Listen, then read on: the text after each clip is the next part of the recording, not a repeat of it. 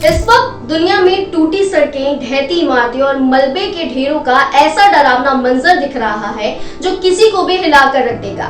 Myanmar, जो दुनिया के सबसे गरीब देशों में से एक है, हाल ही में भारी प्राकृतिक आपदा से गुजर रहा है।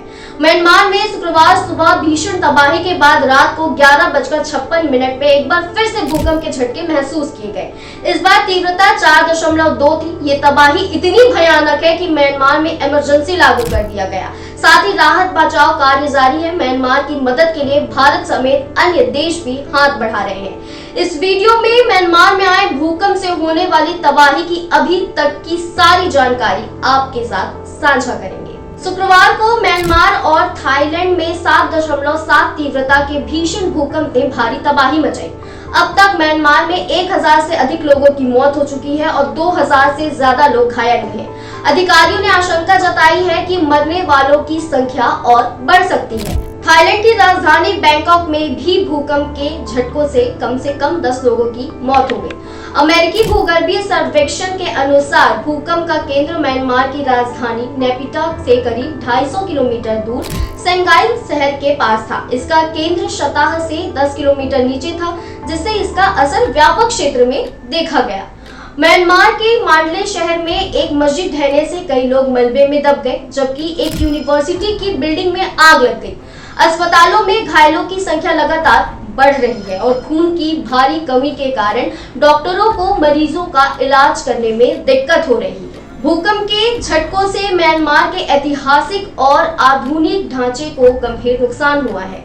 सेंगाई शहर में इरावदी नदी पर बना 91 साल पुराना आवा ब्रिज भी ढह गया। इस पुल का निर्माण ब्रिटिश शासनकाल में हुआ था। इसके अलावा नेपिडा और मांडले की कई ऊंची इमारतें भी क्षतिग्रस्त हुई हैं और सैकड़ों घरों में दरारें आ चुकी हैं। बैंकॉक में भी भूकंप का असर देखने को मिला। एक निर्माणाधीन 30 मंजिला इमारत गिर गई, जिसमें 43 मजदूर फंस गए। सोशल मीडिया पर वायरल वीडियो में इमारत को कुछ ही सेकंड में मलबे में तब्दील होते देखा जा सकता है। म्यांमार सरकार ने कहा कि प्रभावित इलाकों में रक्तदान की भारी जरूरत है। संयुक्त राष्ट्र ने तत्काल राहत कार्यों के लिए $5 मिलियन जारी किए हैं। स्थानीय लोग और स्वयंसेवी संगठन रक्तदान के लिए आगे आ रहे हैं, लेकिन जरूरत अब भी पूरी नहीं हो रही है। भूकंप के बाद म्यांमार में इंटरनेट सेवाएं बंद कर दी गई हैं, जिससे कई इलाकों में हुए नुकसान की जानकारी अब तक सामने नहीं आ पाई है। सरकारी समाचार पत्र the global new light of Myanmar के अनुसार कई पुल और इमारतें पूरी तरह से ध्वस्त हो गई हैं। भारत के प्रधानमंत्री नरेंद्र मोदी ने म्यांमार और थाईलैंड को हर संभव सहायता का आश्वासन दिया है। भारत ने राहत सामग्री और मेडिकल टीम भेजने की तैयारी कर ली है। भारतीय वायुसेना का C-17 ग्लोब मास्टर विमान राहत सामग्री के साथ तैयार है। शनिवार को भारत करीब 15 टन राहत सामग्री भेजेगा, जिसमें टेंट, स्लीपिंग बैग, जनरेटर, कंबल, खाद्य पदार्थ, पानी साफ करने के उपकरण, सोलर लैंप और दवाइयां आदि शामिल होंगी। भारतीय दूतावास ने प्रभावित भारतीय नागरिकों के लिए एक हेल्पलाइन नंबर भी जारी किया है।